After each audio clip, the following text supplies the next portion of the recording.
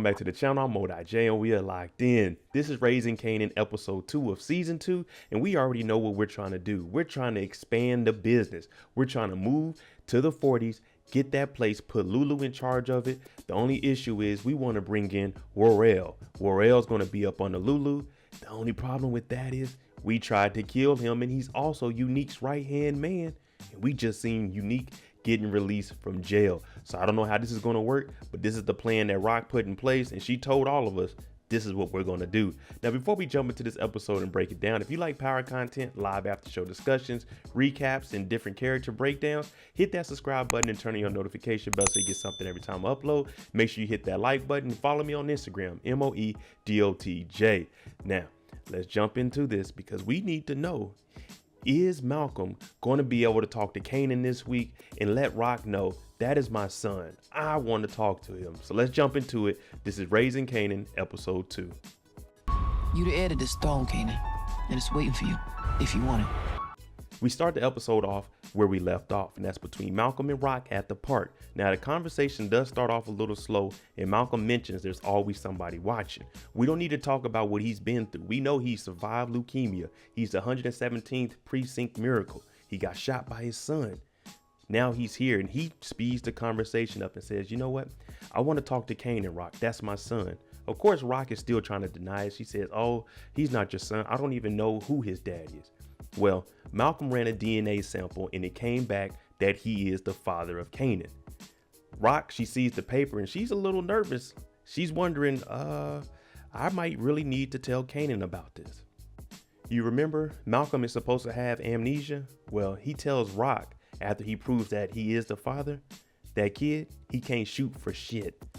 Rock, she goes stale face because he remembers who shot and it's his son. So Rock, she's in a predicament right now. Kanan and Jukebox are in the living room watching TV. We seen the first episode. Kanan was really going through it, thinking about everything that has happened since he's been gone and what led up to him leaving, shooting Malcolm. Now you hear Jukebox say, that's the good part about you, Kanan. There's a part of you that cares. And basically what she's doing is saying, don't lose that. Always care for people. That's good. We know that Kanan eventually loses this. Jukebox is the only one there that talks to him as a kid and can actually relate to him and have Kanan open up, especially at this point in his life. Howard is still trying to tell Rock, you can't deny what science proves to be fact, and that is I am Kanan's father. Rock, she doesn't want to tell him this, and he's saying you got to do this for our son. But now here's where it gets interesting. On my live last week, we had a theory where we said that they're going to assume that Scrappy is snitching, and that's exactly what he tells Rock. He told Rock, the guy with one eye patch that got caught gambling, he's a snitch. Now, Rock doesn't want to believe that because that's one of her loyal soldiers, but it's a potential chance that it could be him. The whole time I was saying it's probably his mother. So now she has to deal with the cop knowing her son shot him, and she has to deal with a snitch potentially within the organization.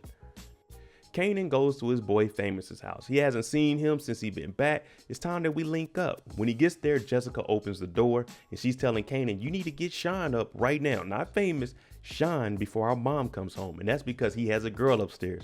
Y'all know how it was when you're a teenager. You're not supposed to have them over here. Get him up out of here. Now they wake him up. He's laid out. What do we know about Famous right now? He smokes. He don't write no lyrics. And he's getting shorties now. Now, mom comes home a little bit sooner than we thought she was, and she is upset with Famous. She said, I know you stole that money out of my purse to go get high. He's trying to explain that the girl was locked out of the dorm. The mom ain't having it. She opens up a drawer, takes his clothes, and tells him to get the hell out the house. Mr. Marvin in the anger management classes. Now, he's sitting in there. He always has food. This time, we're talking about Fritos. Yeah, Frito-Lays. Now, you hear Renee talking about what triggers us. Everyone's saying, telling somebody to do something multiple times, noise. Then they get to our man Marvin. They ask him, what triggers you? He said, nothing. I'm good all the time.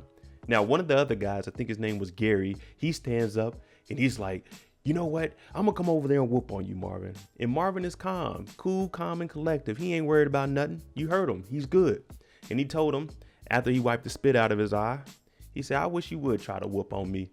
Marvin was going to give this man severe problems.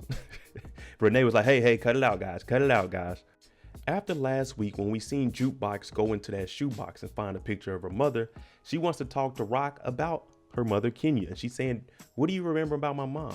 Now Rock, she's saying your mother was good. She was a good person. She could sing, and that's where you got your talent from. It's just sometimes bringing a child into the world might be a little bit harder, and that's why she left. But she's missing out on something good because you're a wonderful person. So right now she's trying to console Jukebox. You got to remember, this is the only female figure that Jukebox has.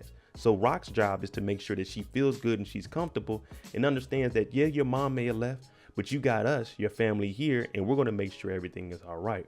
So we know that this is going to lead Jukebox to go look for her mother. Nicole's mother shows up to the 117th precinct, RIP to Nicole, and she's saying they let out Nicole's killer, which is Levine. Levine is not Nicole's killer. Nicole took the drugs and took it herself. And that's what the captain is trying to say. I read the case file. That wasn't the instance. Your daughter did that at home.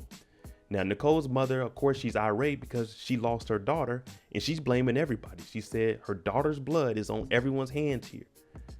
And for all I care, y'all let my daughter's killer out. The captain is saying we can't do anything because that's not what happened. She storms out and you hear Detective Burke tell Captain, thank you for taking my bag. And the captain is saying, I didn't take your bag. What I did was protect the precinct. I didn't protect you. I was doing this for us and all of the other police officers here. So if we get another case, people will understand and they will be able to trust us. Now it's time to handle business. Rock brings back the information that she got from Malcolm talking about Scrappy, the one with the eye patch, the one eye guy. He might potentially be a snitch. Now you hear Lulu saying he ain't no snitch. It ain't no way how. No shape, no form, no fashion. This man rode for us. He lost his eye for us. He bled for us. He's not going to be a snitch. Now you hear Marvin talking about, well, there is one other guy with one eye. I seen him at the barbershop. I seen his lips started to twitch. And everybody's like, hey, bro, get focused, Marvin. Because you know he just goes down his own path. Now they got to question Scrap and try to fill him out to see if he's actually snitching. They finally get Royale to show up so they can talk to him about potentially coming in and taking over the 40s and work right up under Lulu. Now, Royale, he was smart. He said, I told my mom exactly where I was going. Of course, he didn't disclose the information they were going to be talking about because he didn't know. But he did say, I'm going over Raquel's. I'm going to this building, Mom. So if anything happens, they'll know exactly where to look for me. We're going to see if he's loyal or not to Unique. Famous is now a homeless famous person. All he has is a trash bag, his clothes, and some mixtapes. And he's telling Kanan, man, let me come stay at your house. And Kanan's saying, we already got Jukebox there. It ain't no space. He talking about, man, I might have to go sleep at a train station in the bathroom or something. I don't know. But Kanan is listening to him, and maybe they should sell the mixtapes and try to make some money because Famous needs somewhere to stay. And if he can come up with a couple of dollars, he can get a room somewhere. Rock is laying it all out. Royale, look, we own the South Side. You ain't gonna get nothing but a half day's work of work in. So what are you gonna do? Unique is out. He's radioactive. Dean not gonna sell to him. No one's gonna mess with Unique with that cop shooting hanging over his head. So what they want him to do is come in because Rock knows that he's a hard worker. We know that you be out there hustling. So come get money with us because you're gonna be starving without Unique. No one's gonna give you any kind of work. So you come work with us. We're gonna put you over at the 40s and you're gonna be up on the Lulu. Now you hear him ask, Lulu, is that gonna be cool with you? Lulu looked at him, put a piece of gum in his mouth and said, we ain't dating, we working. So it's all about them dollars, that green. And Royale, he looks like he's in for it. Kanan and Famous head straight to Bulletproof Records and they in here getting the rest of the mixtape so they can try to sell it and make some money. In comes Lulu and he's like, what are y'all doing? He daps up Kanan. Famous tries to get a dap. He just looks at him.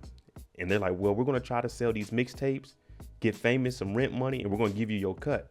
Lulu is like, all right, don't worry about it. I already wrote that stuff off. Basically, he knew that this was going to be a loss and Famous is just a tax write-off. Let me find out that Lulu knows how to file taxes. He pulls Famous off to the side and he says, listen, you come up with some new flows, put some stuff on some paper and put the weed down. I'm going to put you back in the studio. Famous is like, word? He daps him up and tells him word is bond. So they about to hit the block with these mixtapes. Hopefully Famous, he gets the motivation to actually get back to writing with the pen and the pad.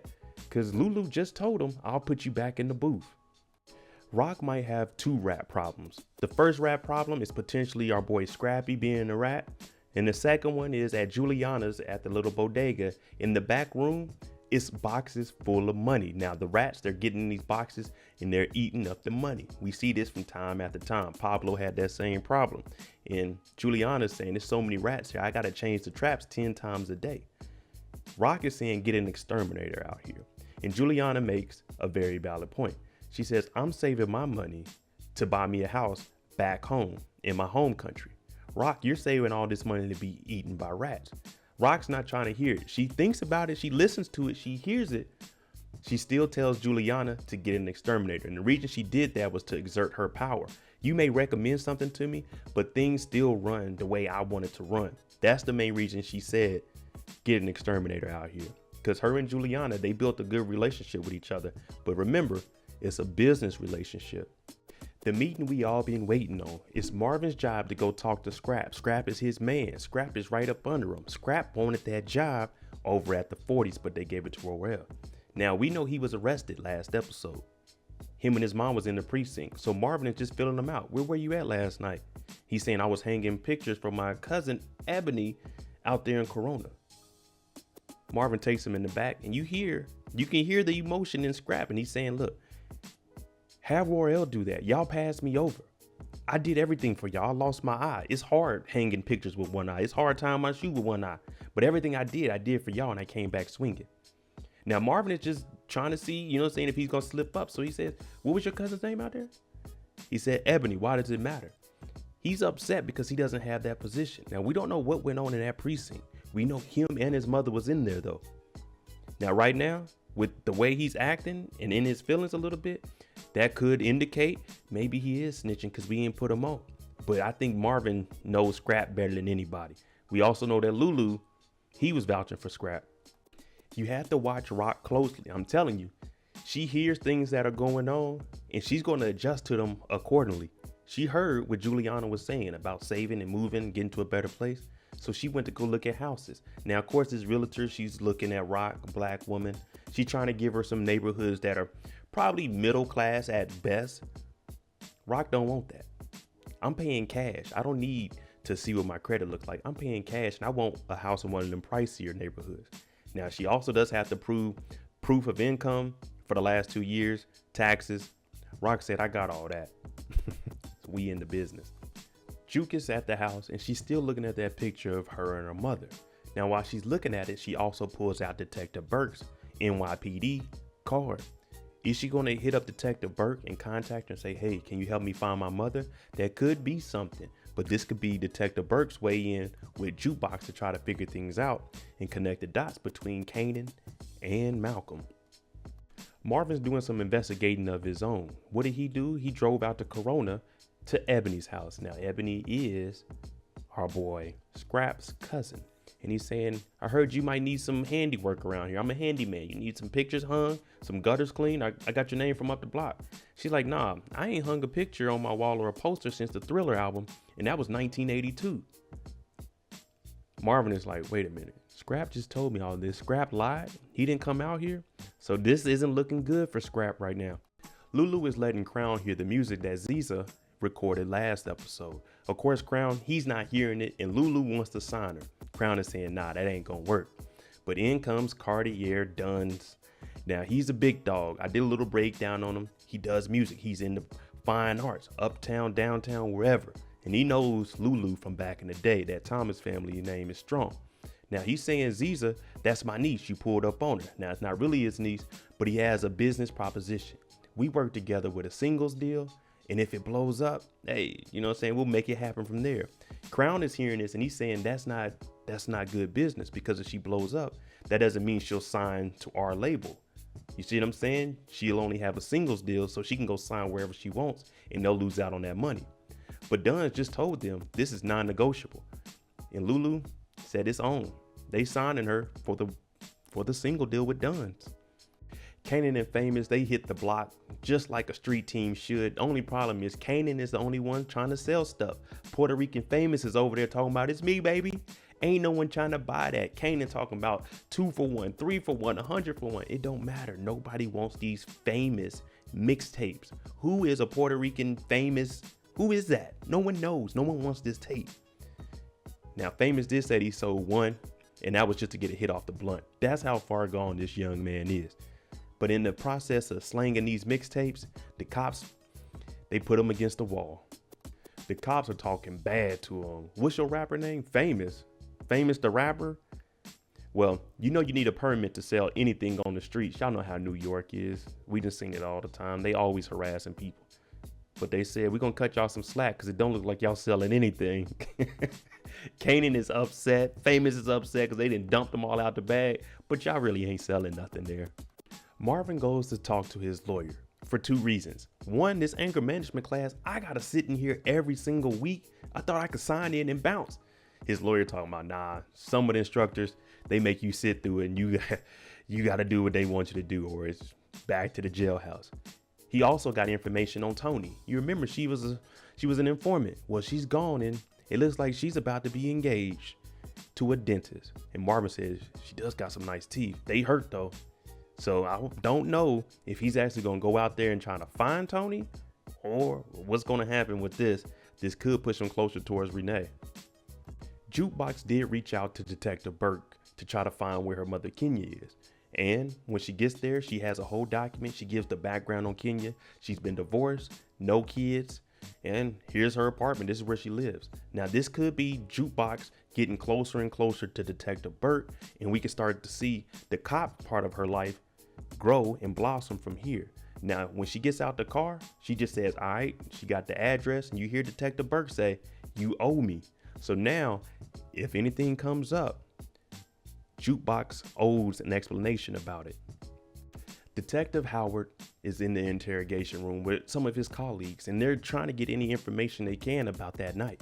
We heard at the beginning of the episode, he told Rock that he knew it was Kanan.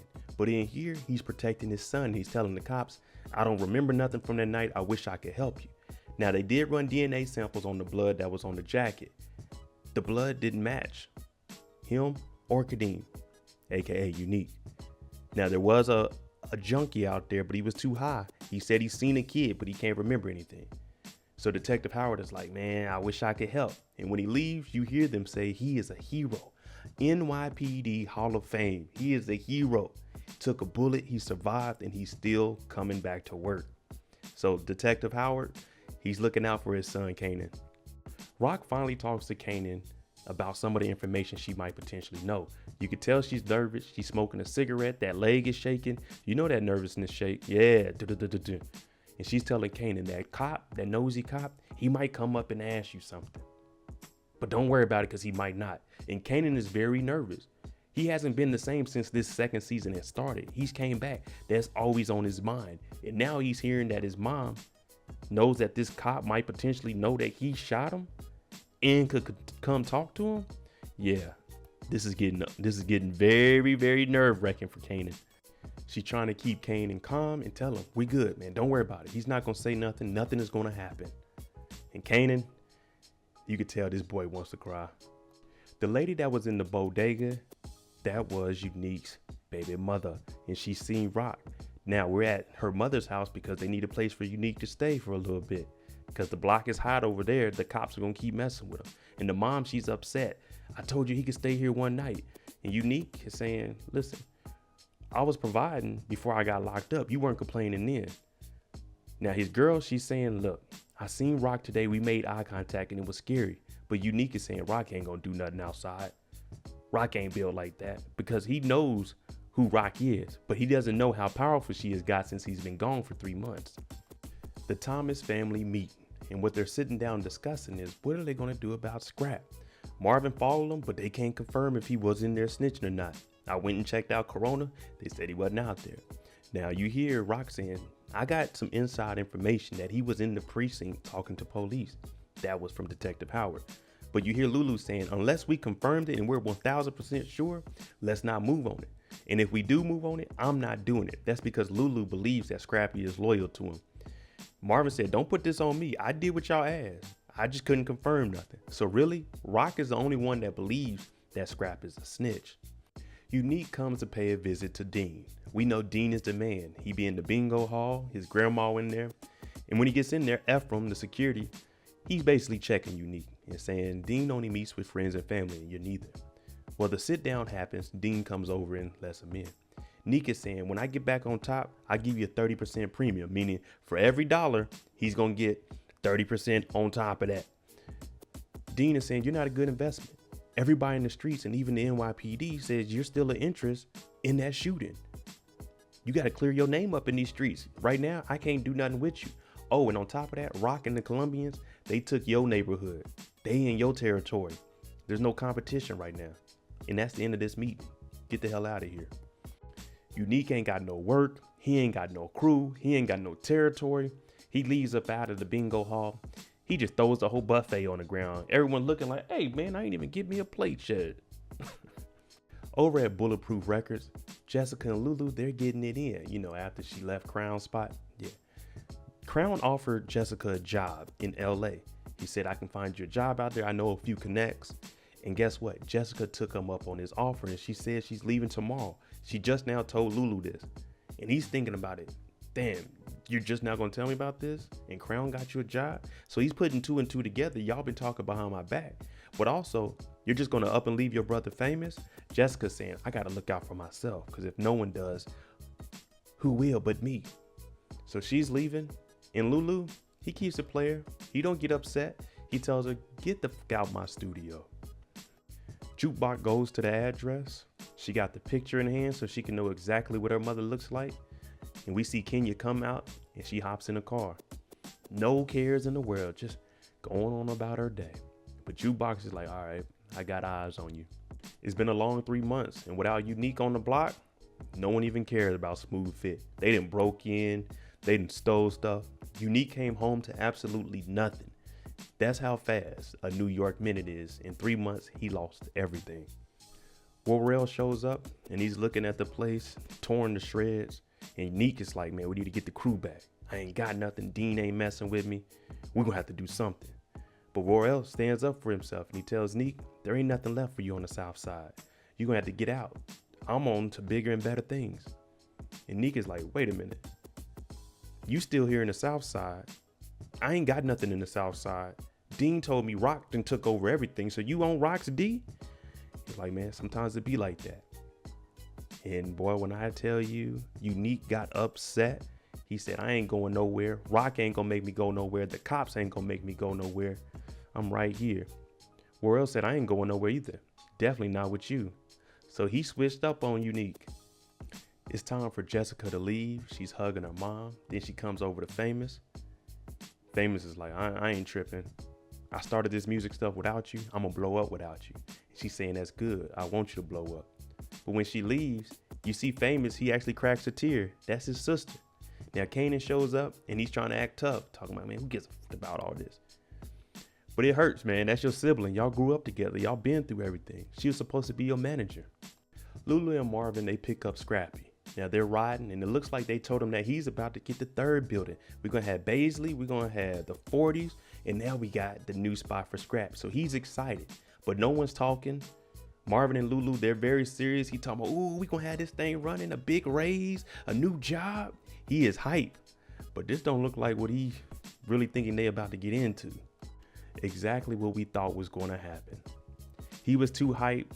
They didn't even want to look at him. And they both told Rock they weren't going to be the one to do it. And all we see is a little revolver, black glove. And he knew it. He just said, oh no. And boom, rock-a-bye, baby. That's the end of Scrappy. Rock just made potentially one of the biggest mistakes in season 2 at the end of episode 2. Lulu left. You could tell Marvin, he was kind of hurt about it. And they just got our mans just laying on the ground. R.I.P. Scrap. R.I.P. to Scrappy. You hear older Kanan narrating. Sometimes there's just nothing else to say. No lesson learned, nothing. So he's just gonna shut up. R.I.P. to Scrap.